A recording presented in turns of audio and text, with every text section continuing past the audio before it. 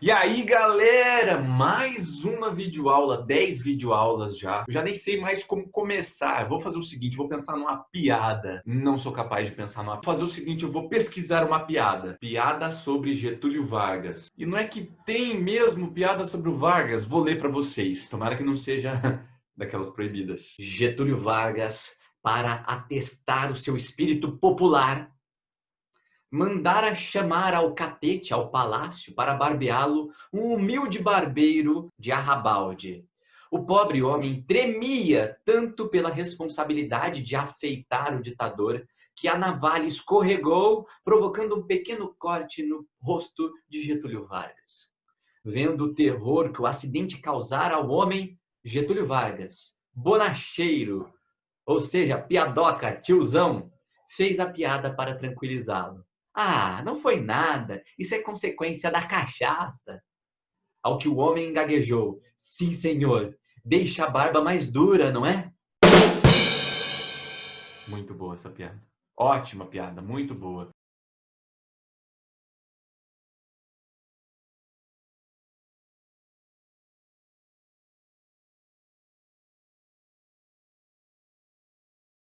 Me desculpem, eu achei que ia ser bom, mas foi uma porcaria. Vamos parar de papo à toa, vamos começar a nossa aula. Vale recordar que estamos estudando a chamada Era Vargas, mais um período da história do Brasil. Nesse exato momento, estudamos a chamada Era Vargas, que começa lá com a Revolução de 1930 e se encerra somente em 1945. Na última aula, nós estudamos a Revolução de 1930. A gente viu que Washington Luiz rompeu com a política do café com leite, escolhendo para sua sucessão Júlio Prestes, que também era paulista, assim como Washington Luiz. Os mineiros dissolveram um acordo político também, e em vez de apoiar lá os paulistas, apoiaram um candidato gaúcho, que tinha como vice um candidato paraibano, uma chapa formada por Getúlio Vargas, presidente, e por João Pessoa, vice. Entretanto, as eleições terminaram com a vitória de Júlio Prestes. E, diante dessa situação, né, acompanhada da morte do vice João Pessoa, assassinado lá na Paraíba, a gente percebe uma série de levantes militares, né, apoiados pelos tenentistas, que enfraqueceram o governo de Washington Luiz e levaram ao poder provisoriamente Getúlio Vargas. Bem, nesse período do governo provisório, também estudado na última aula, a gente viu lá que foi suspensa a Constituição, que substituíram os governadores dos estados por interventores federais, geralmente os tenentistas eram os interventores. Aliás, até o nome da nossa praça, a Praça Manuel Ribas, Interventor Manuel Ribas, é o nome de um desses interventores tenentistas. Houve ainda a criação do Conselho Nacional do Café para lidar com o problema do baixo custo do café em meio à crise de 1929, né? Vimos também a criação de outros ministérios, como o Ministério do Trabalho, Indústria e Comércio, o Ministério da Educação, da Saúde Pública. Entretanto, em 1932, acontece em São Paulo a chamada Revolução Constitucionalista, que pedia, no caso, que o Vargas abandonasse o poder, né, que ele entrou provisoriamente, mas já estava há 2 anos, que fizesse a reunião lá para se construir uma Assembleia Constituinte, ou seja, uma reunião de deputados eleitos para se elaborar uma nova Constituição. E a gente até analisou alguns cartazes, como esse daqui, né, chamando, convocando os paulistas a pegarem em armas contra o governo de Getúlio Vargas. Bem, nesse exato momento, então, a gente começa a nossa aula de hoje. Nós vamos estudar 2 períodos da Era Vargas. O período do governo constitucional, ok? E o período do Estado Novo. Um período em que Vargas está lá pela permissão da lei, da Constituição, e um período em que Vargas toma o poder com mais um golpe de Estado. Senhores e senhoritas, em 1934, Vargas seguiu como o líder do governo. Ele formou lá uma Assembleia Constituinte para fazer a Constituição prometida aos paulistas, convocou eleições diretas para presidente e adivinha quem foi eleito presidente? Ele mesmo, Getúlio Vargas, né? Agora, sob o regime da lei, como diz o Jornal do Recife, né? Agora, com a permissão da lei, ele não deu um golpe, ele foi eleito indiretamente. eleito pelos deputados e senadores. E foi criada lá a Constituição de 1934, que estabeleceu uma coisa importantíssima, tá? Que foi o direito ao voto secreto, tá? Não agora ditando o voto como era feito na República Velha, que facilitava a situação de corrupção, de fraude eleitoral, tá? E principalmente o direito de voto às mulheres, o voto feminino é incluído na Constituição de 1934. Entretanto, o que mais chama a atenção dessa Constituição é que Vargas vai elaborar uma série de leis trabalhistas com o intuito de ter apoio popular, de conseguir apoio dos operários. Entre as leis trabalhistas criadas todas de uma vez só, a partir da Constituição de 1934, a gente pode destacar isso que está aqui, ó, no quadro roxo. 8 horas diárias por semana de trabalho, ou seja, as pessoas passaram a trabalhar, segundo a lei, 8 horas por dia. O descanso semanal, sábado e o domingo, passou a ser remunerado, as pessoas recebem por isso. Criou-se o salário mínimo, criou-se também as férias remuneradas, a indenização em caso de demissão sem justa causa e a proibição do trabalho infantil, ou seja, de pessoas menores de 14 anos. A gente percebe que leis trabalhistas, de fato, só vão acontecer a partir de Getúlio Vargas, mas havia um intuito, né, que era conseguir apoio das camadas populares operariadas, operariado urbano. Bem, senhores e senhoritas, nesse período do governo constitucional de Getúlio Vargas, ou seja, um período em que ele estava em comum acordo com a Constituição do Brasil, começaram a ter aqui no Brasil a formação de alguns partidos influenciados pelo nazifascismo na Alemanha e na Itália, influenciaram aqui no Brasil, e também o socialismo soviético vai influenciar a criação de partidos brasileiros. Eu vou destacar aqui com vocês o que mais ganha ênfase, ganha destaque no período em que Vargas era governante, que é a Ação Integralista Brasileira e a Aliança Nacional Libertadora. Okay? A Ação Integralista Brasileira, ela aparece aqui nessa primeira imagem, né, com jovens homens ali, todos fardados, né, indicando um forte apelo militar, que usa do símbolo ali da letra sigma, tá? E que quer impor para as pessoas o chamado integralismo. É uma concepção política, um partido político fundado por Plínio Salgado, tá?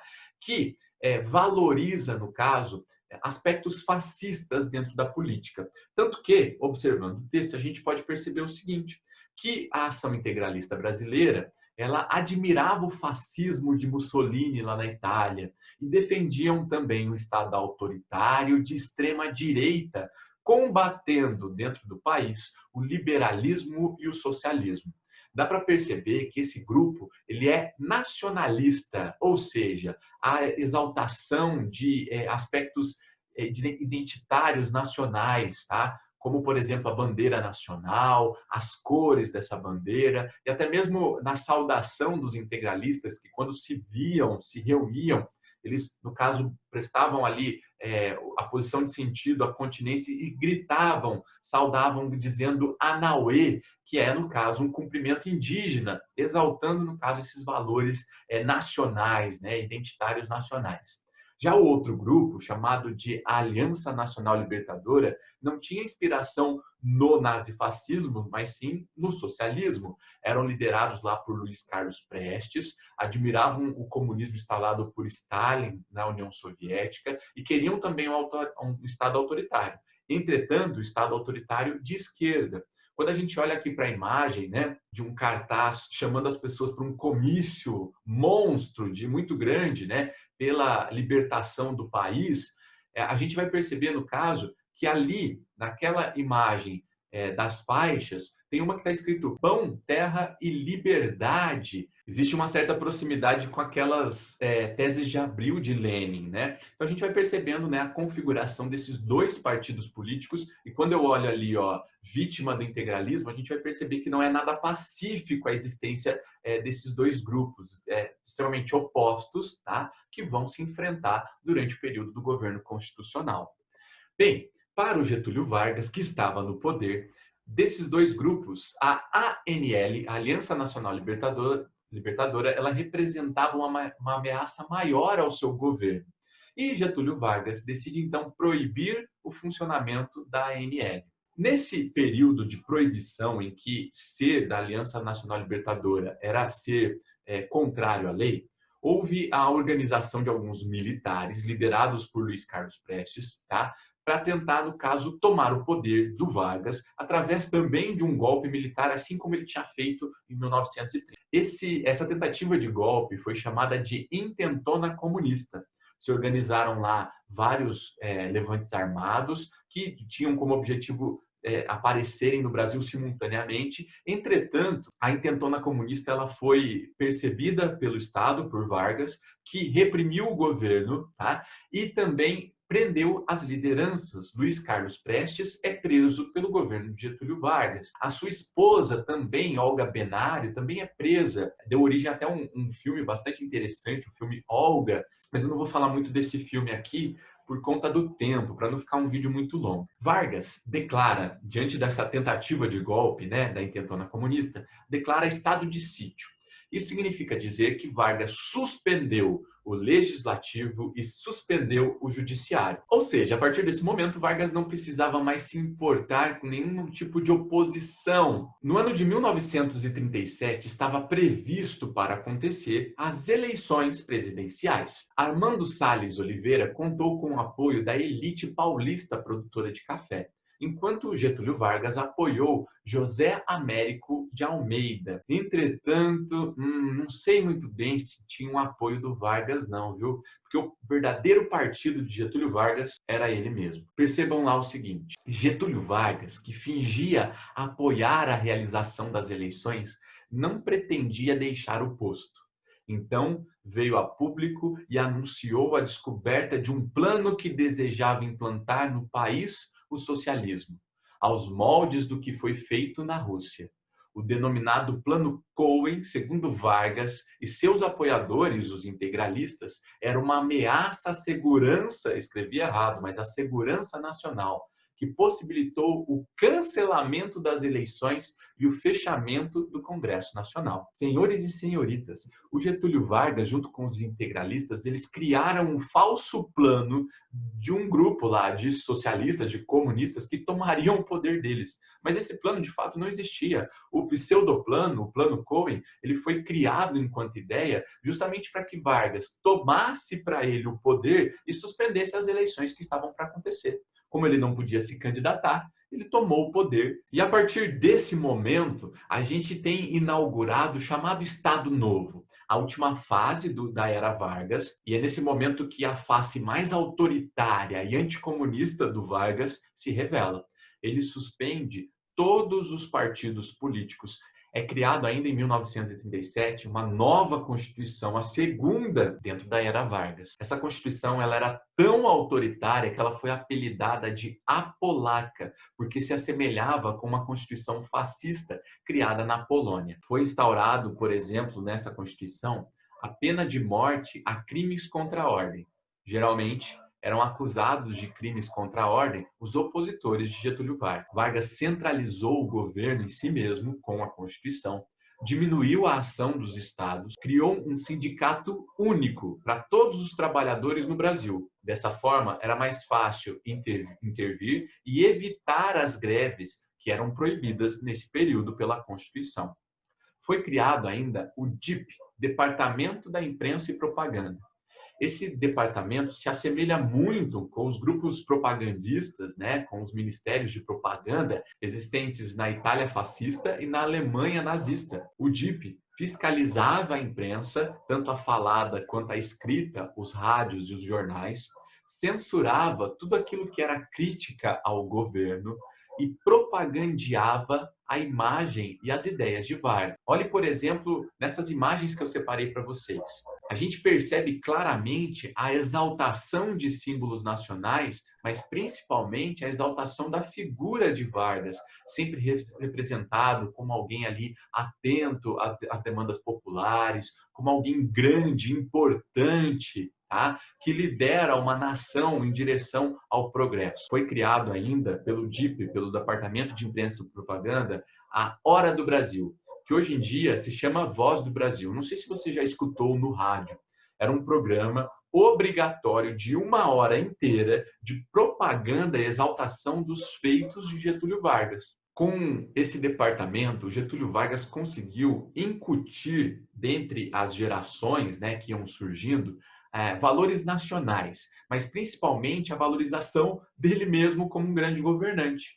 Vargas ficou conhecido como pai dos pobres, justamente porque dentro dessas propagandas se associava a imagem do Vargas como um político, né, que governava para o povo, tá? Que no caso estava preocupado com a melhoria da qualidade de vida do povo.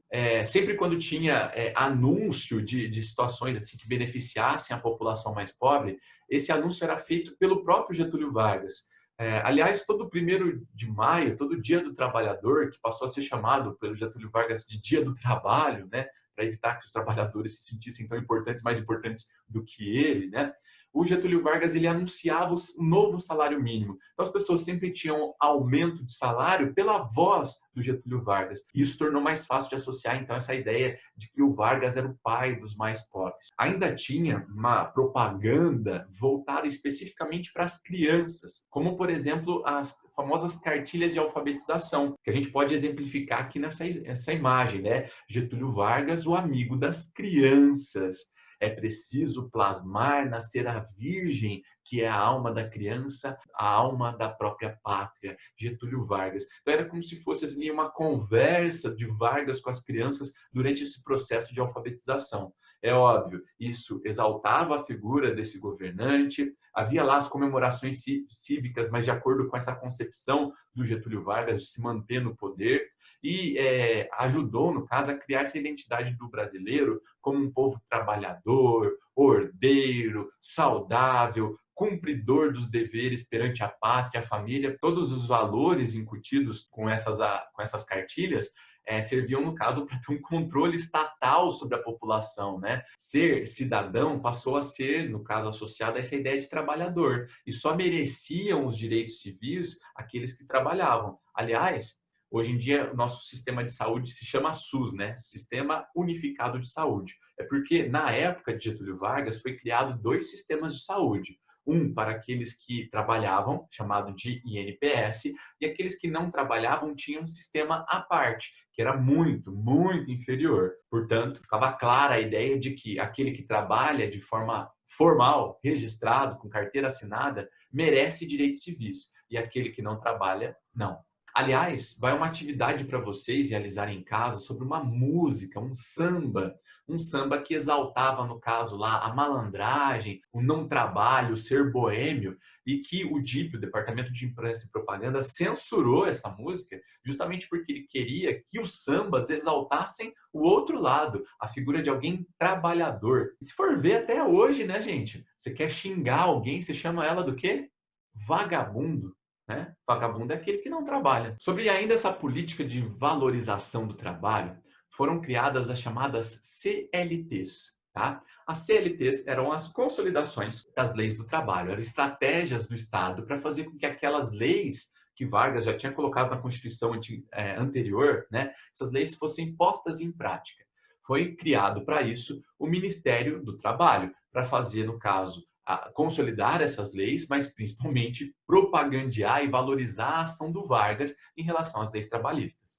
Já na política econômica, a gente vai perceber uma posição de Getúlio Vargas de intervencionista. Isso quer dizer que ele vai interferir bastante na economia, principalmente na chamada indústria de base. Indústria de base é aquela indústria que produz matéria-prima ou máquinas ou aparelhos, ferramentas que servem à indústria, que não são consumidas diretamente pela população comum, mas pelas indústrias, tá? E daí, no caso, foi criado no período do Estado Novo a CSN, a Companhia Siderúrgica Nacional. Percebam ali uma manifestação agradecendo Getúlio Vargas por criar a grande siderúrgica nacional. Foi criado também o FNM. FNM significa lá FNM, a Fábrica Nacional de Motores, uma indústria de caminhões. Até um tempo atrás ainda existiam alguns FNMs aí rodando pela rua. Não sei se você já viu. E foi criada também a Companhia Vale do Rio Doce, que produzia lá minérios, tá, para servir as indústrias, e que depois, essa companhia, posteriormente, muitos anos depois, ela foi privatizada e foi comprada por uma indústria estrangeira, tá? E hoje em dia é conhecida simplesmente por Vale. A companhia Vale é famosa, hein? Já ouviu falar? Aqueles acidentes que aconteceram em Minas Gerais, lembra lá? Estouro de barragens, né? Com rejeitos. Então, essa companhia ela foi fundada no Estado Novo e depois vendida a grupos privados. Bem, para a gente começar então a encerrar a nossa aula de hoje, vamos ver no caso, na época do Estado Novo, o Brasil durante a Segunda Guerra Mundial. Você já viu essa imagem aqui? Adoro ela, hein? Um soldado brasileiro lutando na Segunda Guerra Mundial, colocando ali uma munição no canhão, né? A cobra está fumando. Bem, senhores e senhoritas, o Brasil era o maior produtor de alimentos e tinha minérios em abundância durante a Segunda Guerra Mundial. Portanto, ser aliado do Brasil era uma vantagem. A afinidade, né, política do Getúlio Vargas era com os alemães. Mas Roosevelt, presidente dos Estados Unidos, ofereceu um grande empréstimo à Siderúrgica Nacional, à Companhia Siderúrgica Nacional. E diante desse grande empréstimo, obviamente, o Brasil se aliou aos Estados Unidos da América. Bem, no começo da Segunda Guerra Mundial, o Brasil participou mais oferecendo matérias-primas ou concedendo, né, permissão para a construção de bases militares americanas aqui em território brasileiro, em Belém, em Natal, em Recife. Tá? Porém, numa segunda fase, né, dessa participação brasileira, o Brasil enviou duas forças expedicionárias. A FEB, a Força Expedicionária Brasileira, que lutou em solo, e a FAB, a Força Aérea Brasileira. No início, eles patrulhavam e protegiam os aliados no Atlântico, mas chegaram a participar de fato em território europeu de conflitos armados, como as batalhas em Monte Castelo. Aliás, sobre esse tema, é importante a gente perceber como, às vezes, né, alguns patrimônios são construídos, alguns monumentos são construídos justamente para exaltar esse tipo de memória. Aqui eu tenho, no caso, uma notícia que eu encontrei no site da Prefeitura de Apucarana, essa cidade nossa querida e amada, publicada essa notícia no dia 29 de janeiro de 2014, dizendo que foi inaugurado aqui em Apucarana um monumento ao expedicionário. Expedicionário seria aquele que lutou na Segunda Guerra Mundial. E se você não sabe qual é esse monumento, ele está aqui, ó, na praça da Câmara Municipal de Apucarana. Tá? Temos ali um expedicionário representado, fincando uma bandeira brasileira, né, em solo europeu. Temos ainda do lado esquerdo alguns pracinhas, alguns indivíduos, alguns militares que participaram dessa força expedicionária. E também, olha lá quem apareceu para a gente, a famosa cobra que está fumando, tá? Representando o Exército Brasileiro. A Segunda Guerra ela foi muito importante, né? A participação do Brasil foi muito importante, entretanto, ela acabou revelando uma contradição profunda nas ações políticas de Getúlio Vargas. Porque Vargas estava usando as Forças Armadas brasileiras para restaurar a democracia na Europa. Mas e o Brasil? O Brasil vivia um regime democrático? Não, não vivia. Temendo ser destituído do cargo, né, pelos opositores ou até mesmo pelo próprio Estados Unidos, Vargas dá início então a um processo de redemocratização.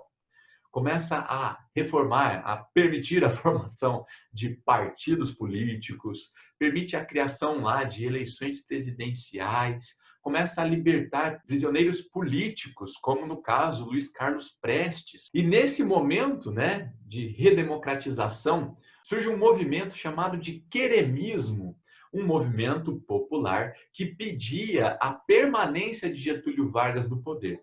Não esqueça que ele já estava como presidente do Brasil há 15 anos e muita gente queria que ele permanecesse. Olha essas imagens, né, representando ali a classe popular, apesar de estarem de ternos, né, bem vestidos, eles querem passar a ideia de que são trabalhadores, não são vagabundos, né, mas eles são pobres, né, e estão ali com placas dizendo: nós queremos Getúlio com ou sem constituinte, os operários querem Getúlio, queremos Getúlio, né? grande comício mineiro e fluminense para o presidente Vargas. Ou seja, o queremismo era esse movimento que pedia que Vargas permanecesse no governo por mais tempo ainda, mesmo que isso não fosse democrático. Bem, mesmo assim, em 1945, Getúlio Vargas dá adeus, ele vai embora, ele se despede, mas não chega a ser um adeus, não é adeus, é um see you later, né? Um até logo, porque ele sabia, o Getúlio Vargas sabia que, de acordo com aquilo que ele fez, tanto com as leis trabalhistas, né, quanto com o Departamento de Imprensa e Propaganda, seria um até logo, porque ele retornaria, e retornaria nos braços do povo. Mas isso já é outra história. Espero que vocês tenham gostado da nossa videoaula. Se tiverem alguma dúvida, por favor, me chamem e segue junto as atividades dessa semana, o gabarito da semana anterior. E é só isso. Um beijo, saudades de vocês.